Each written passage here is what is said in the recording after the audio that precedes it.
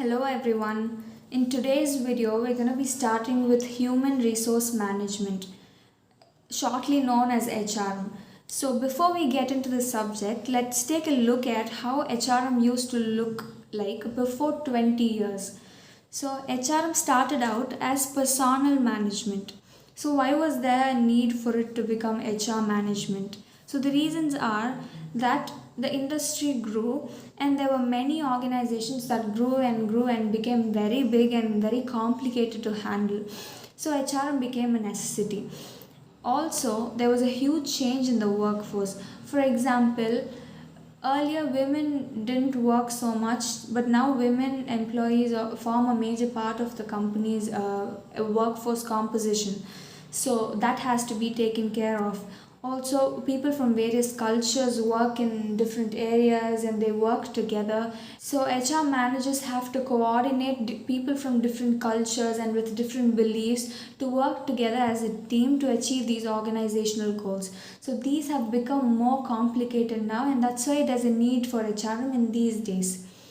So first, earlier in personnel management, there were just very few basic concepts such as hiring of employees, training of employees, wage payment to these employees, and welfare management.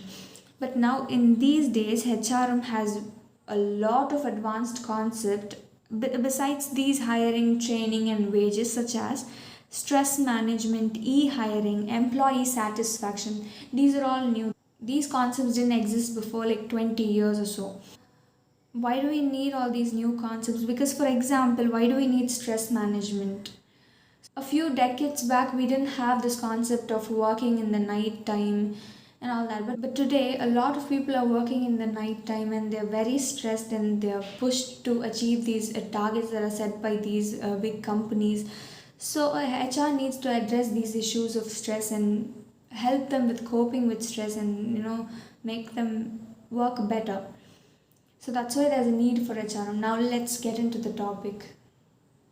To start with HRM, let's look at a few definitions. There are a lot of definitions given by a lot of authors, but here I've chosen just two definitions to explain. So the first one is given by Byers and Rue. It's given that HRM encompasses those activities designed to provide for and coordinate the human resources of an organization. So the two main points here are that one is to provide for, the second one is to coordinate. Obviously, what? Coordinate what is obviously human resources. So the first one, provide for, is procuring human resources, hiring them, training them, all those. And the second one, coordinate, includes concepts such as coordinating the activities of various employees of various departments to help them achieve the organizational goals. So according to Byers and Rue, these are the two aspects that make up HRM. The second definition is given by Ivancevic and Glueck. According to them, HRM is the function performed in organizations that facilitate the most effective use of people to achieve organizational and individual goals. So the first thing here is that the most effective use of people. So they say that HRM should aim at the most effective use of people. But using them to achieve what is the next question. To achieve organizational and individual goals.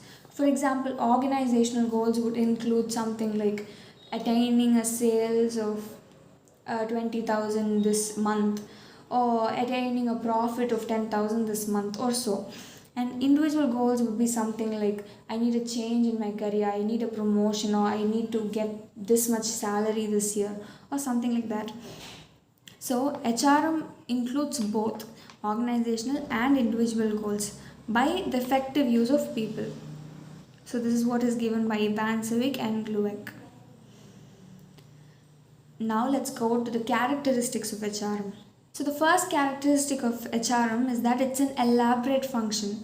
It's because HRM is not a simple and straightforward function that has a set of rules that can be applied to any kind of organization. It deals with people of different hierarchies. HRM deals with the managers, lower level employees, the laborers, and every possible human resource in an organization.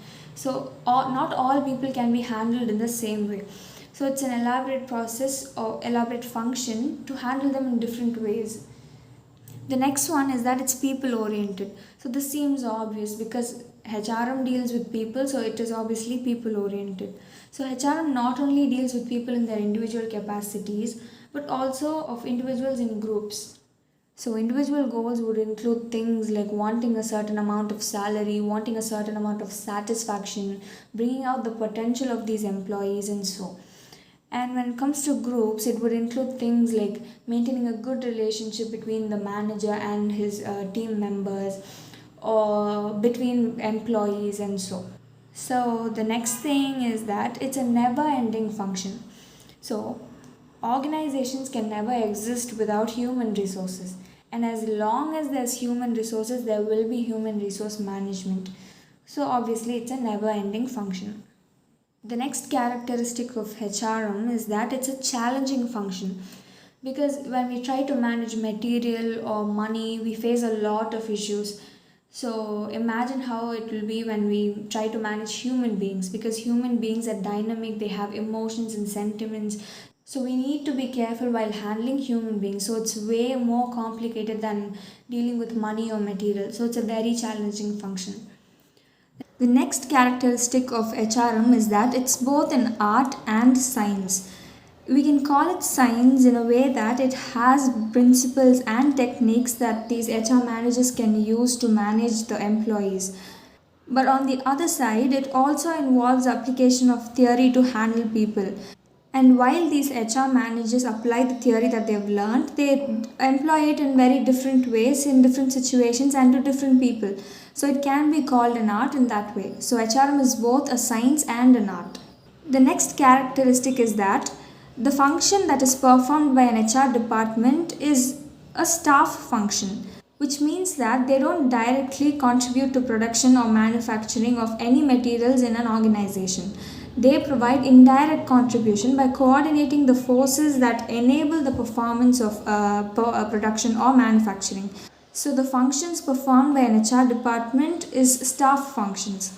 The next characteristic is that HR is an interdisciplinary function.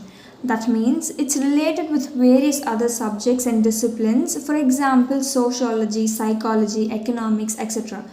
For example, when it comes to psychology, HR is very much related to it, because an HR manager who understands the psychology of people can handle people better.